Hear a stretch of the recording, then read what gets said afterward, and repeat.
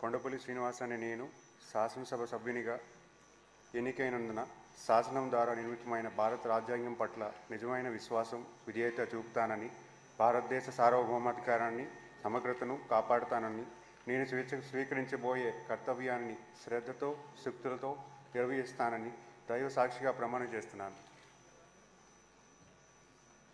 ఆంధ్రప్రదేశ్ శాసనసభ సభ్యుడైన నేను కొండపల్లి శ్రీనివాస్ అనే నేను సభ నియమాలను కట్టుబడి ఉంటానని, వాటిని అనుసరిస్తూ సభ మర్యాదలను పాటిస్తానని, సాంప్రదాయాలను గౌరవిస్తానని దైవ సాక్షిగా ప్రమాణం చేస్తున్నాను.